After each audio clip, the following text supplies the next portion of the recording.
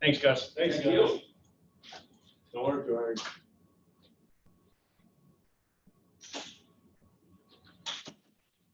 This was on. Okay, you are live on YouTube as well.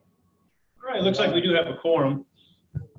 We'll do in person first with roll call, and then we'll go to the Zoom meeting. So Keith McDonald present, Aaron Booker, Fred Westcott.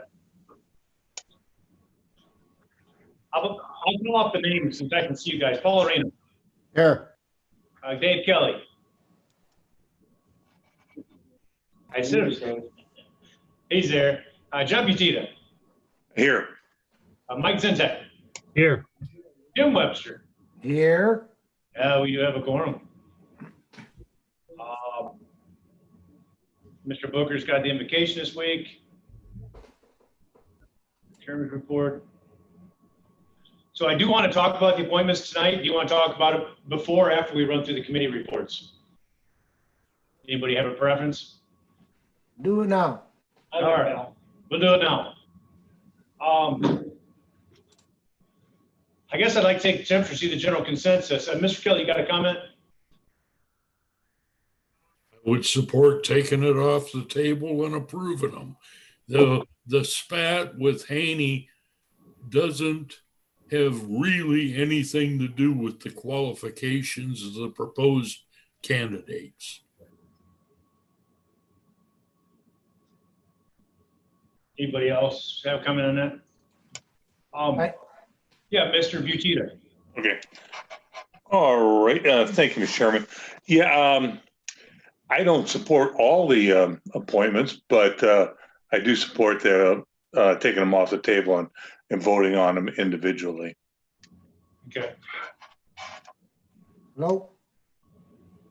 Hello? Arena. Oh, I'm sorry. I go to Mr. Webster, then Mr. Arena. Yeah, thank you. I agree to an extent what Mr. Kelly said there. But on the other hand, it brings up the question of why? What is the intent to do this at this point in the game, particularly when it deals with 2 out of the 4, and I think we know which 2 we're talking about. And so that's the part that makes no sense to me, and I will not support taking it off the table. Thank you, Mr. Webster. Mr. Arena, you had your hand up? Thank you, Mr. Chairman. I'm fine with leaving them tabled, but I also wouldn't object to addressing them one at a time.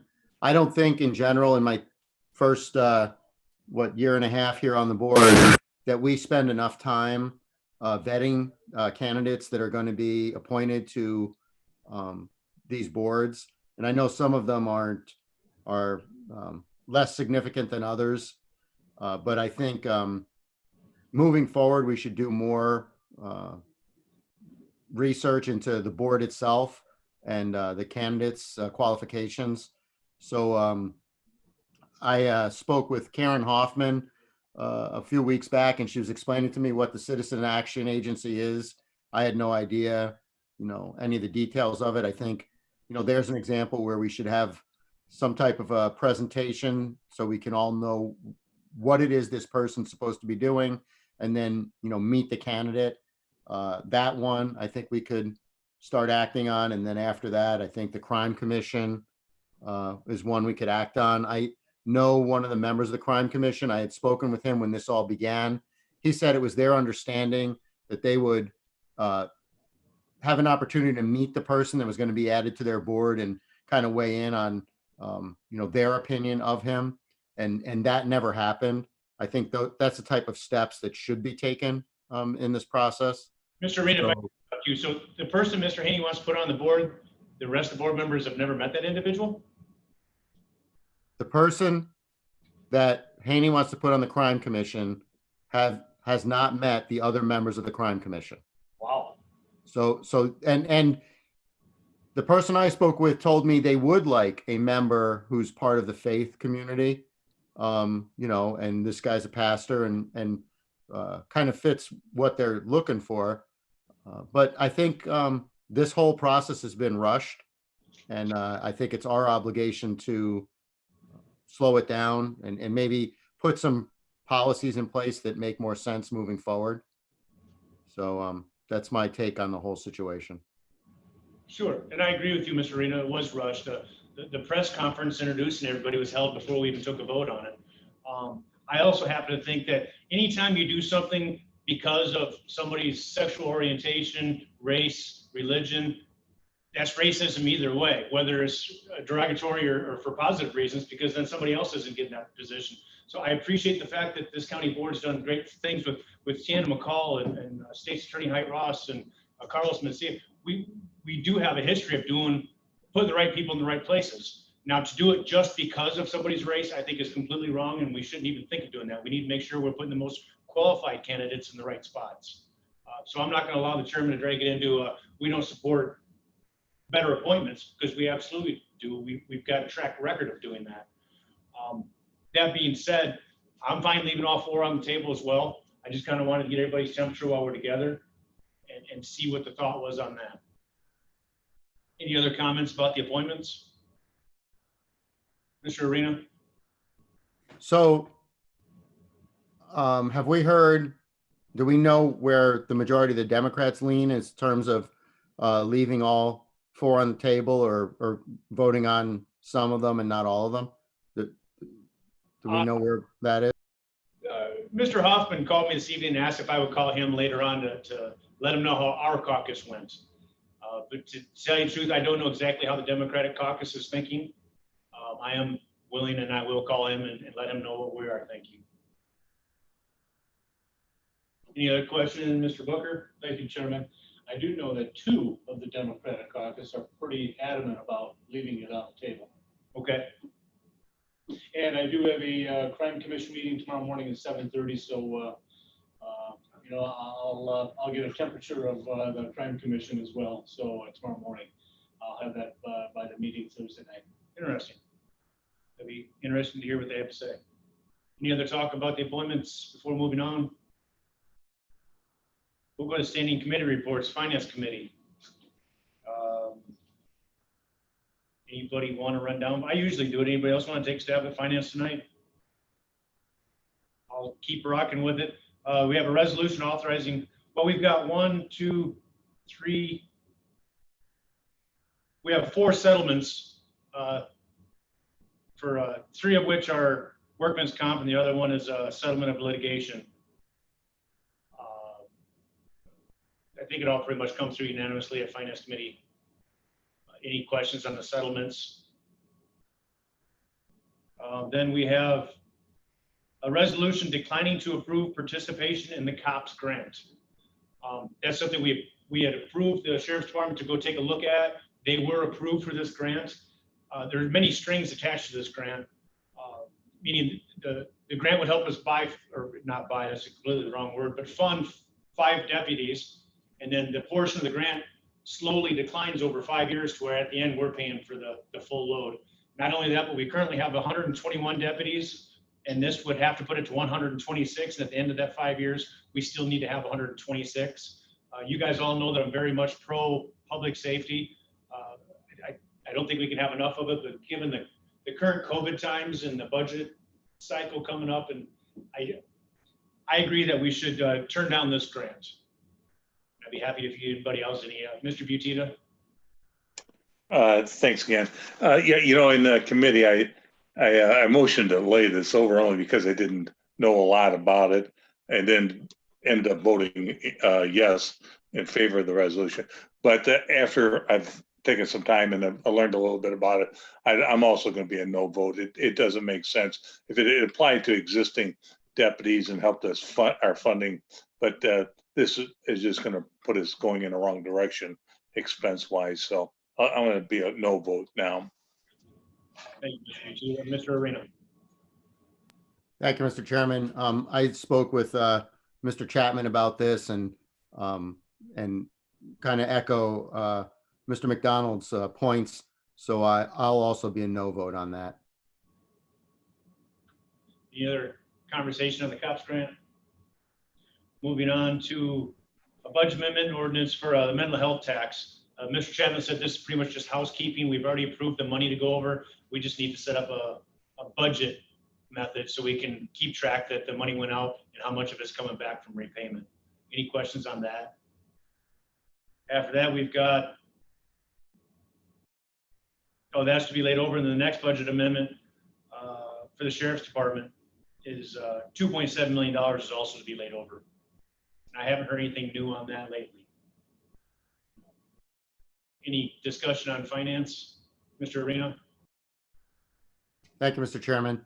I didn't participate or listen in on the finance meeting last time, so I didn't hear the justification for the sheriff's amendment. But I did have a conversation with Mr. Schultz, and I asked him, where the money was coming from, and he said that wasn't.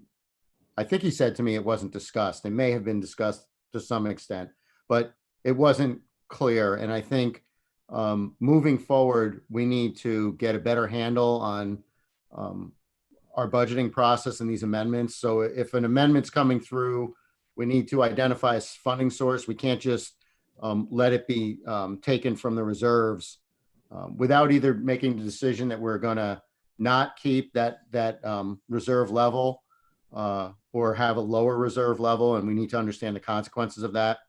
So therefore, I asked Mr. Chapman to put together a resolution to accompany this, to say we need to have a conversation about how this budget amendment gets paid for. Because realistically, our budgeting process is advisory, right? Any of these departments can spend whatever they deem appropriate. We're approving this after the fact. So it's basically a process where we're just endorsing the spending. And I think we need to have more of a plan on that, and know the consequences of spending down the reserves, or probably better would be to identify cuts. I mean, that's what my constituents have told me. Don't raise taxes. And I think the more have told me to not cut public safety. So we need to start talking about what else we're going to cut. So there'll be a resolution coming through next week in finance on this topic. And I would invite any of you who want to sign on to that resolution as co-sponsors to contact me. Right now, it's myself, Mr. Schultz, and Mr. Salgado. But I think it's an unnecessary or an unpleasant position to be in, but we have an obligation to have these conversations. So thank you. Thank you, Mr. Rand. Mr. Webster. Let's see. Yeah, thank you. Of course, I'm not on the finance committee, but I did I had a good conversation with Jaime. And I think that to fund this, either one or two things happens. Either if we decide to fund it, either that money has to come from reserves, or if it doesn't, it's going to wind up coming from the backs of some other departments possibly. And so one department would, in this case, the sheriff's department would get enhanced for what they want. But on the other hand, if it's not coming from the reserves, then some other departments are going to suffer one way or another. Do we then say, okay, we're going to have to do some layoffs, and so take a couple of people from animal services and a couple of people from River Bluff and a couple of people from highway? Somehow or another, you got to make those numbers work. And that's the conundrum we're in, and I support Paul and on his initiative here about the resolution. And so we're in a tough spot here, and it's going to get tougher as Keith mentioned there about not supporting the other one because of this situation around with this stupid COVID thing and all that. We have no control over that, and the final costs on that, the final losses that we're going to incur on that to our budget are the things that I'm really concerned about, because those could be some losses to our revenue that we may not regain for another year, 2, 3 years, who knows? Those could be some very long-term or possibly permanent losses to what we've been used to getting. And yeah, there's just a lot of different things about it there, you know, and I wish that we had the darn money there where we could afford to do all of those things, but we're not. So that's what I get to say about it. Thank you, Mr. Webster. Mr. Booker. Thank you, Chairman. I was going to save this for the Public Safety Committee report. But I think since we're in discussion, I think this plays right into it. The federal confirmed revenue just for July alone, federal inmates that are in our county jail just for July, $219,608. $219,608 is just our revenue from the feds just for July alone. And you know, on that pace, if we keep that pace, that's going to be $2.6 million a year of revenue that's coming in because we're housing federal inmates that the sheriff is taking care of. We've got to take care of the sheriff's department, our corrections. We can't upset the feds. And again, I think these numbers aren't going to go down. These numbers are going to continue to rise because federal inmates, the number of federal inmates in our jail is going to continue to rise. So I just want everyone to keep that in the back of your mind that the sheriff's department is bringing in close to $220,000 a month for Winnebago County. It goes into the general fund. Thank you. If I may. Yeah, Mr. Webster and then Mr. Butita. Yeah, I understand what you're saying there, Aaron, and I'm glad for that. As you know, I was supportive of the increase in the housing of the federal prisoners. I'm glad that's happening, but the money coming in from that, is that not going to the general fund? As is monies that come from all of our other departments? And then it's just dispersed the way we feel is equitable about it there. And so that's part of our pot of money that we have to work with. That's our positive. And so, yeah, and so that's part of the big picture there. And so I don't know if every department were to be able to keep every dollar that they have brought in to the general fund only unto themselves, then things just would be in such a state of disarray. It'd be crazy, you know. So that's why we are tasked with this job, and it's not the most pleasant part of what we do, that's for sure. And I've seen this year after year, and here lately, the last few years, we've been dipping into that reserve fund so often it's getting to be like a habit. And that concerns me too for the future as we move along. Thank you. Thank you, Mr. Webster. Mr. Butita, and then Mr. Reno. Okay, thanks again. So I was reluctantly a yes vote in committee on this amendment. Mr. Chapman laid out our situation revenue-wise for the balance of this year, and it was in that neighborhood of, I think, just south of $8 million that we're going to be lacking, and that was he was including the amendment in that number. So in his comments that we were going to realize some gain from other departments because of positions that hadn't been filled. But either way, I voted yes because I just think we're at a point in time in our community, in our country, that we can't say no to, or we should be not funding as well as we can the law enforcement. And I know that goes off in another area, but it's just my personal opinion that this amendment should be passed. I think it can be justified. But going forward, my question is, Mr. Arena, is the resolution that you're bringing forward, would that apply to this amendment? Or is this going to be something that's going to tag along after? How's that going to play out? It should accompany this amendment. Okay.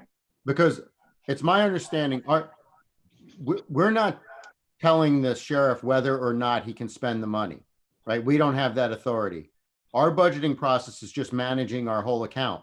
So if we vote yes on it without a detailed conversation about where the money's coming from, we're only doing half our job. It's easy to say, yeah, go ahead and spend the money.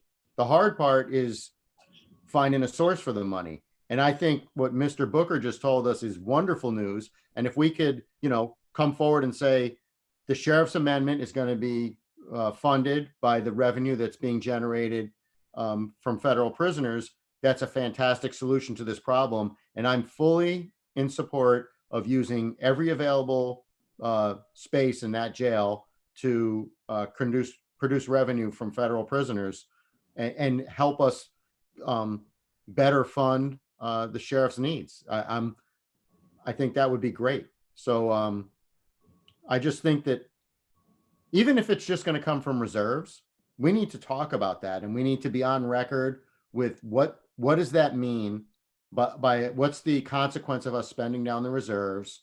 Do we have the ability to replenish the reserves, or is making this decision mean that we're always going to be below that threshold? Is the threshold that we're using necessary? Can it be lower? There's just a lot of detail that I don't think we're talking about. So that's the purpose of the amendment.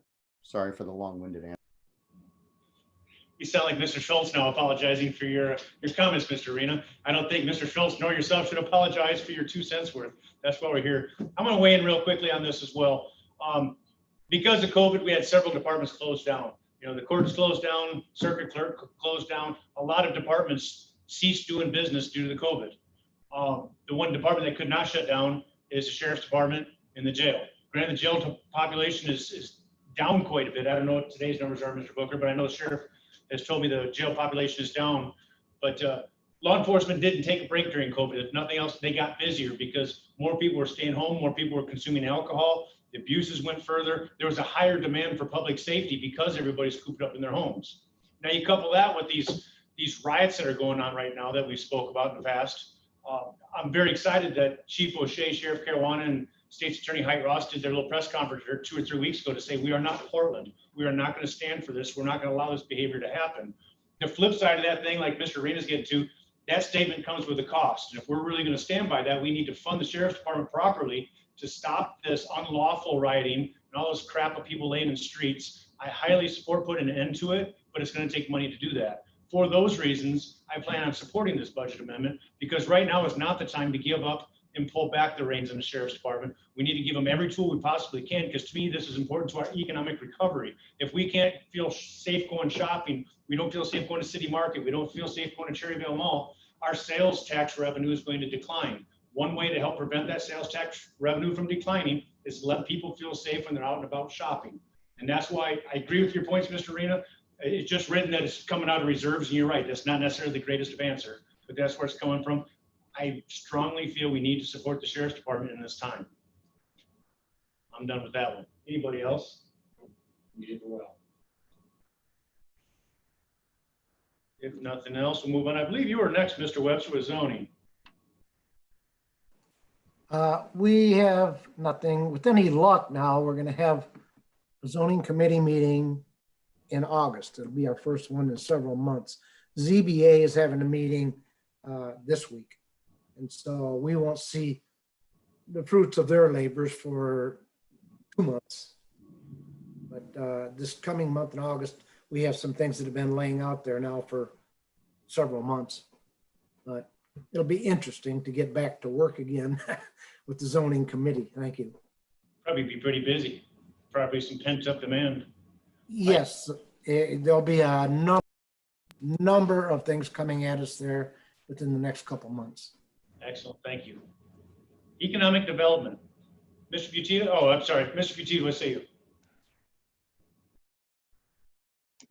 Okay, there I got it. Okay, yeah, just a zoning issue, Mr. Webster. I mean, my district's all in the city, so, but I've had people ask me about this hog farm thing going on in your district for whatever reason. Is that one of the issues that's coming forward, or is that down the road? Okay. Yeah, thanks for asking that. We won't be voting per se on this hog farm at all, only to the extent there that if we bring a resolution in, we would vote on supporting a resolution to oppose these factory hog farms in Winnebago County. Okay, That would be the county's involvement in this.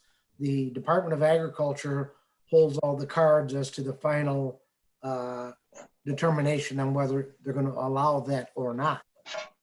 And so there's so it's not a zoning issue? there's no zoning required okay. because it's already Okay. zoned agricultural. Okay, very good. Okay, and so I should probably maybe get some more of those pamphlets out. I don't know if you got one or not there, Mr. Butita, but I brought a bunch of them to caucus there, a month ago. And they give you enough information on that to make you dangerous, I guess, to make a decision on supporting that resolution or not. So far, the 4 townships that are most closely affected to it there, and they're all within my district, are Sherland Township and Harrison Township, Leona Township, and Duran Township. And they are writing up their own resolutions to oppose these things. So I will keep you abreast of that. And I already talked to the state's attorney, and he's ready to write the resolution for us. So that's where that's at. But thank you for bringing that up. Go ahead, Paul. Thank you, Mr. Chairman. Just a thought I've been having about this is my concern with the hog farm is the waste, the manure. Do we have, I know we can't regulate the farm, but can we pass an ordinance that covers the disposal of animal waste? And like, I don't know what they intend to do, but if they're just going to create a giant pile of pig poop, I mean, we have to be able to regulate that. That's where I think the greatest risk is in this. Can we do that? Unfortunately, no. The Department of Agriculture they haven't formally applied for the permit yet. They sent their intentions to apply.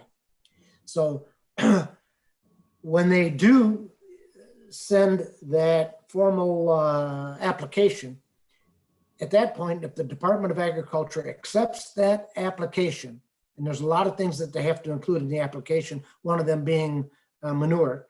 And so that's a main part of it, actually. So once they do, if they do accept that, they could kick it back to the applicant and say, nah, you don't have this filled in properly to our standards, whatever, kick it back. But if they do accept it, then they are duty bound to notify the county and tell the county, you guys have 30 days to hold a public hearing, provide us with your resolutions opposing it if you so choose, and things like that. Within their application, they have to address the manure management.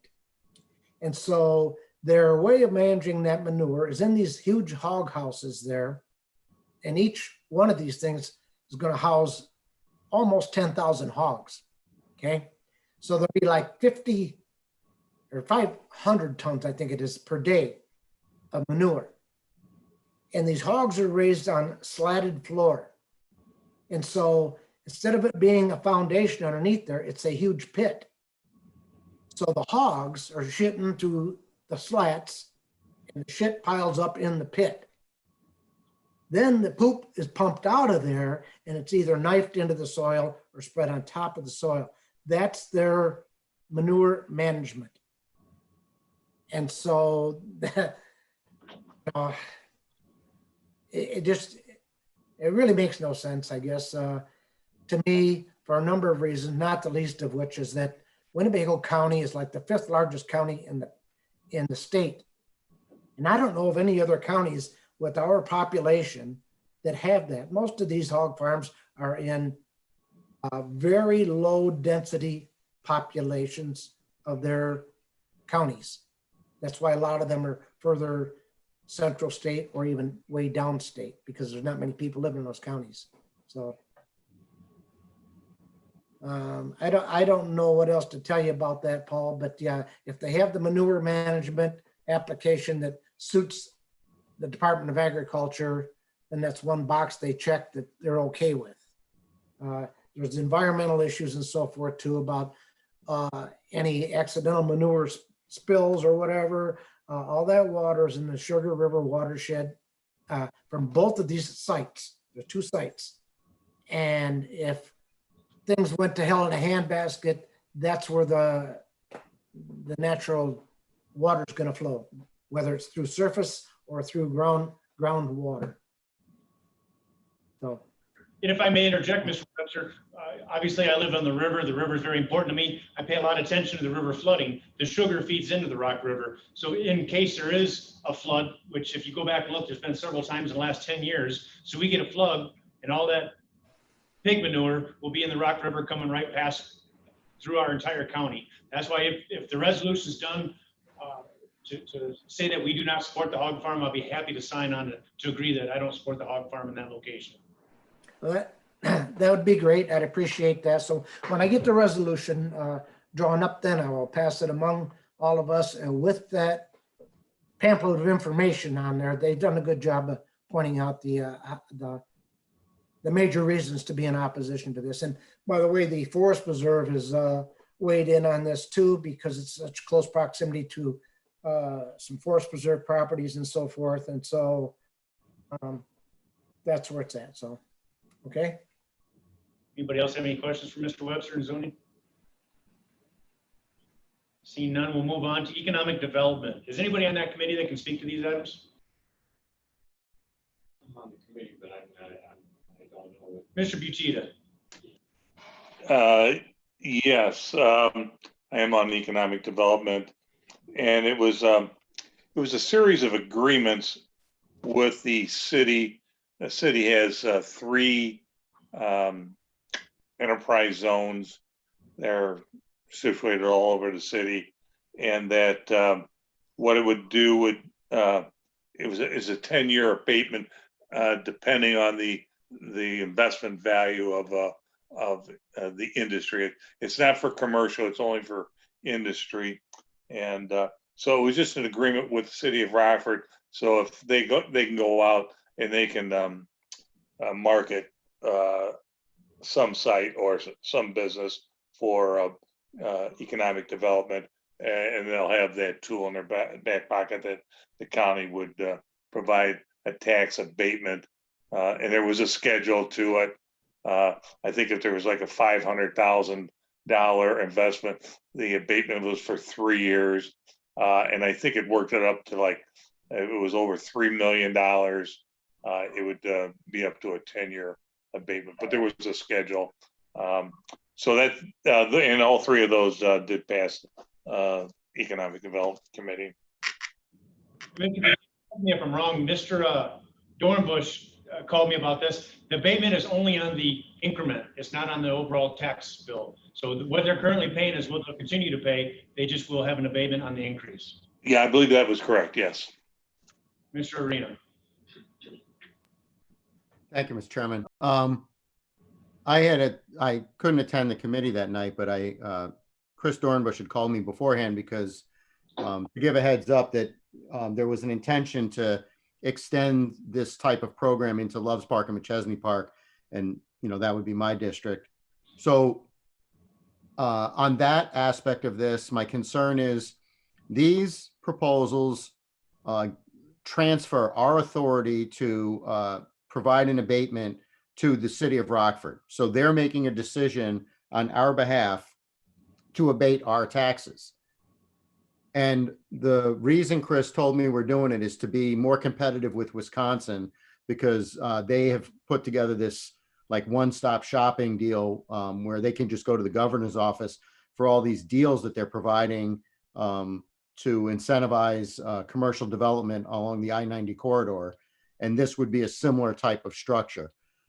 So I was concerned initially about us transferring authority to somebody else, but I understood Chris's explanation, and Rockford has skin in the game because they're also giving an abatement of their taxes. So in the future, though, if we extend this type of decision making to Loves Park and McChesney Park, they don't collect property taxes. So now they're just wheeling and dealing with our tax revenue, and we're going to have to put some type of control on that so that they also have some skin in the game. Otherwise, what would be their motivation to really dig deep and vet whether or not it's a good investment? They would have nothing at stake. So that's one aspect that I just want to be on everyone's radar. It's not happening now, but it's the intention for it to happen down the road. The other thing that, as Mr. Butita said, these are different zones around the city of Rockford, but the agreement is exactly the same for every one of them. And in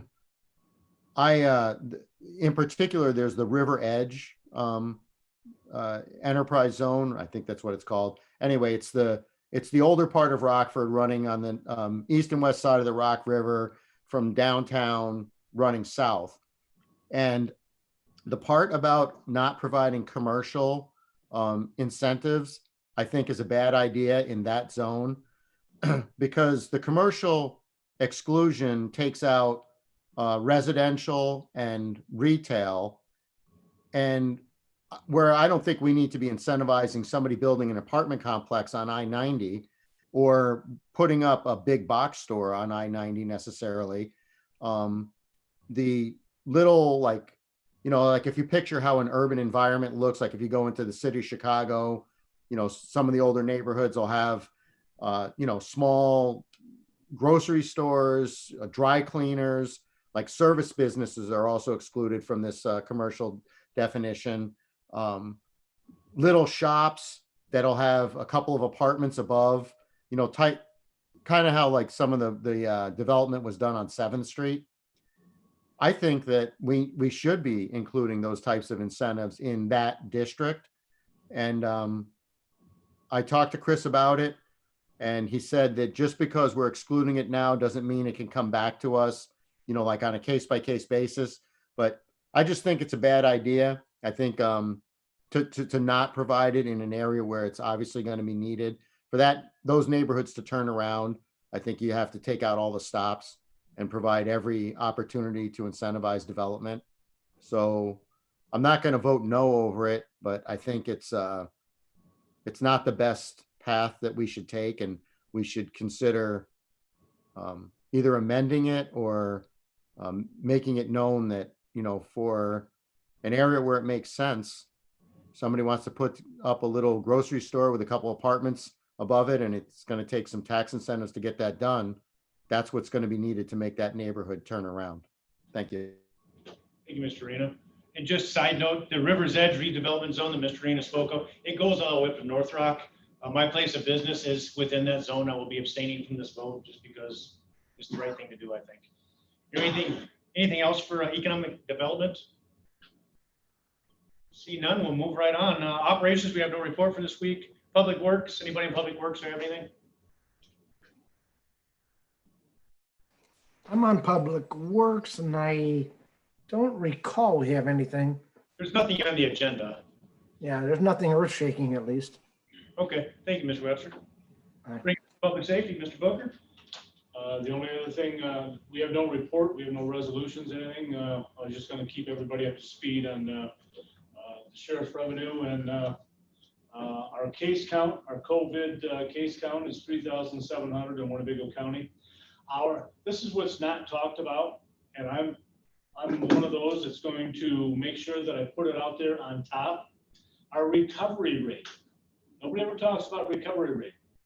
Our recovery rate for Winnebago County is 96.3. For the state of Illinois, it's at 95%. They keep pushing, the media keeps pushing cases. Oh, more, there's more cases, more cases. Nobody ever talks about recovery. 96.3 for Winnebago County. Thank you. I believe that concludes all the committees. I do want to quickly talk about the health department that we passed. It's set to sunset on 8/24 in a couple Mondays. Governor Pritzker came out with his stuff late last week, saying that he's going to fine and have Class A misdemeanors and all this other crap. In light of that, I feel that we should allow this to sunset and the county step away from it and not have anything else to do with it. So if it doesn't come back to operations, that's the reason why I think we're finished with it, because the state stepped in. Let me know what you guys have for thoughts on that. I do not intend on bringing it back to pass.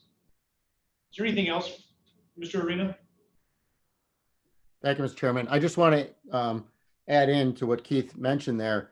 I don't know, a few weeks back, he and I met with Gino Galuzzo after it passed, because there were some concerns. And I met with Jim and Mike with Roxanne Cisnowski and Mayor Rell, who also had concerns. But from those conversations, what we learned was we were told in committee that we needed to pass that because the only option available to the health department was to shut people down.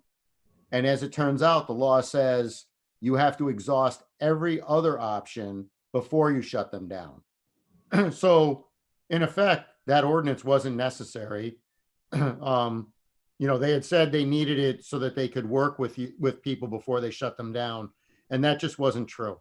And I just want everybody to know that once again, we were given inaccurate testimony on which to make our decision by the health department. So that was disappointing to me. Thank you.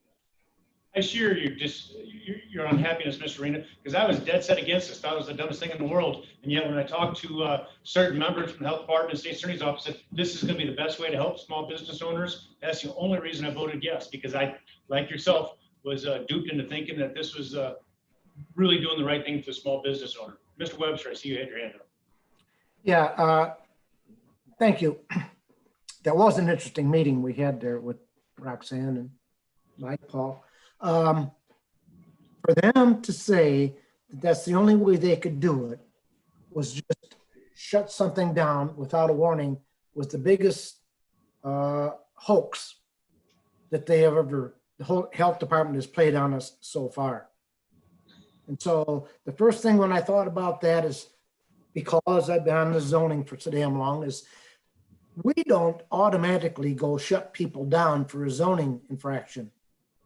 They're always given a warning, always.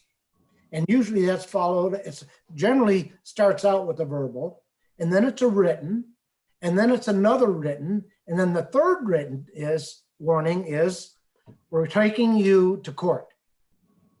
And the fines will start the first day that you have refused to do anything about this. And so, and just like with the cops, the cop pulls you over speeding, he doesn't have to give you that speeding ticket. He has the ability to give you a warning first. And so for them to say that they were required to shut us down immediately was the biggest load of crap that I've ever heard. And so I'm glad we got to the bottom of this. Thank you. Any other comments? Any other discussion for tonight's meeting? Mr. Westcott, excuse me. Yes, if you don't mind, I have a little thing I want to read to everybody here. And it starts out with, please join me in calling for board meetings to start being held on the county board floor where they should be. Starting this Thursday, if we board members expect our first responders, teachers, and our county's taxpayers to get back to work safely, then in leadership, we should do the same thing. We need to get back to the board floor, and we have to start doing our jobs. If people are uncomfortable with the social distancing, there's plenty of room in that board that we can put all 20 people in there and have 6 feet apart. We just have to keep the gallery in the back from getting any people. If people want to actually come to the board meetings, they're gonna have to find a different way or just do it on Zoom. But our county board should be doing the work of the community here and not worrying about other places. Thank you. Sure, I agree. As a matter of fact, it's my intention this Thursday. I know Chairman Haney is set it up for Zoom only, but it's my intention to charge up my cell phone. I will be down in the county board boardroom floor with my telephone, zooming from there to show my willingness to participate in person. I would encourage any of you that would like to do that along with me, please stop down, but I will be in the boardroom Thursday night for the meeting. I will too. I will too. Any other comments? How about a motion to adjourn then? I'll move. You adjourning, Mr. Webster? Yes. All right, all those in favor signify by saying aye. Aye. Aye. Aye. We are adjourned. Thank you for your time this evening, gentlemen. Thank you.